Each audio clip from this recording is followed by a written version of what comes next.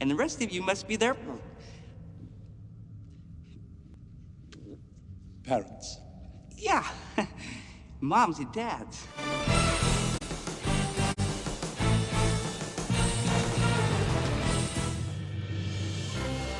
It's been over a year since the last Marvel movie, and Black Widow is set to be released. If you're curious about what'll happen, the trailers promise the familiar beats like huge action, betrayals, and lost relatives. After 23 MCU movies, Marvel still relies on a pretty rigid plot structure and lots of dead dads. Here I want to expose this overused formula and what it uncovers about Disney. And while these narrative beats might happen in other movies and comic books, Disney's ulterior motives make this formula worth checking out. And I know Disney didn't produce all of the movies, but their influence is undeniable.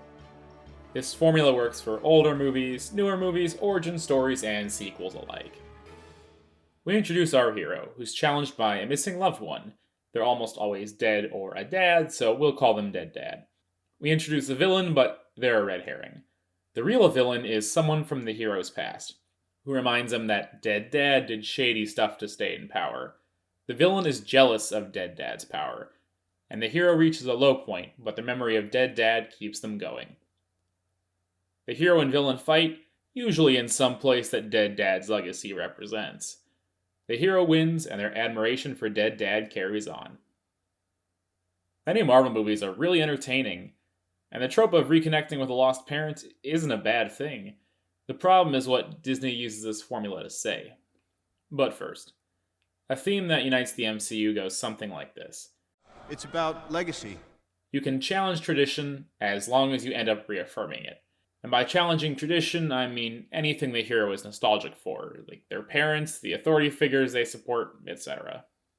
For comparison's sake, Tobey's Peter Parker never questions old Ben's advice, and Bruce Wayne never questions if Thomas Wayne was more complicated than the virtuous man he knew as a child. However, it's no surprise to see Tony Stark question his own father. He was cold, he was calculating, he never told me he loved me, he never even told me he liked me. And we're used to seeing Captain Marvel fight the image of her mother figure, or Star-Lord or Gamora fighting their power-hungry dads.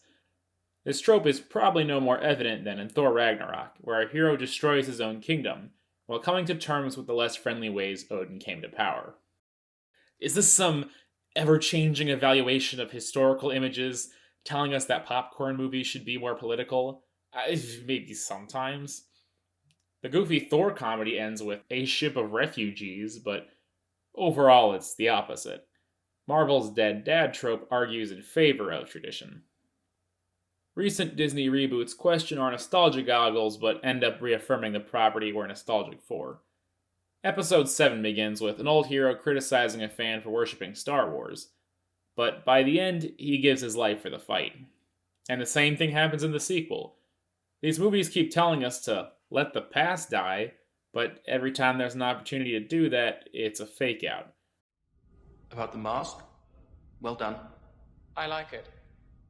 Or look at how Disney's self-aware princess remakes make fun of their own tropes, but their plots follow all the same beats. Similarly, these films use self-deprecating humor to call attention to their genre elements, so things don't get too weird for general audiences. To quote film critic Robin Wood, popcorn films set up a deliberate resistance.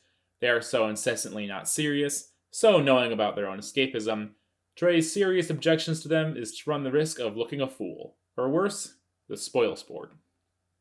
Now I think Wood really underestimates how great comic book movies can be when they give us something we've never seen before, and take their emotions seriously. But when they don't. We're fighting an army of robots. And I have a bow and arrow. None of this makes sense. Jokes aren't a bad thing. Marvel's had some great jokes. I know, it's great, right? Another! But sometimes their overuse feels like a crutch. Like they're saying, we know our tropes are familiar, but we're calling them out so you don't have to worry about it. It's another Death Star. So it's big. So what does this have to do with Marvel?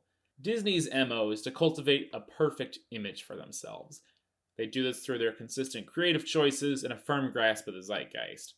But they don't want to appear cold and calculating, so they invite viewers to participate, as long as they do it positively. And Disney doesn't want another Last Jedi situation where half the discourse is angry fanboys. The Marvel formula is so rigid because it's proven to work. And kids love Disney, but then they grow up and might rethink their love for it. Disney needs the dead dad trope because it tells us that we shouldn't betray the things we're nostalgic for. And after all this, if you still don't see a link between Marvel dads and the Disney Corporation, Howard Stark was literally designed to look like Walt. Most clever of all, Marvel's dead dad formula tells us how to view nostalgia. Our heroes love an old thing, and though they may question it, they end up reaffirming it. I'm sorry I didn't do none of it right. I'm damn lucky you, my boy. It's like how Disney has made some iffy decisions in the past, but we should remember the good stuff. Also, like and subscribe if I should make a G-Force video. And you know how in Michael Bay movies, the rule-enforcing bureaucratic guy is portrayed as just the worst character?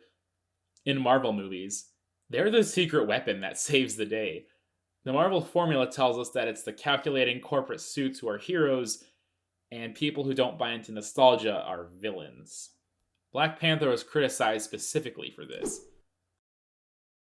The whole third act, T'Challa doubts his trust in authority, but he couldn't have defeated the villain without American intervention. It's saying it's okay to question tradition as long as the status quo is reaffirmed. We can criticize these movies as long as we promise to keep supporting them. And this is disappointing because, and I'm not the first to say this, Marvel is brilliant at casting and hiring creatives. But as the next gifted director comes along, it feels less like what perspective can they bring and more like how far can they creatively go before the Marvel formula imposes boundaries. And with the shocking passing of a real-life hero, it's more evident than ever that Marvel's movies don't just rely on their calculated plots, but by great performers.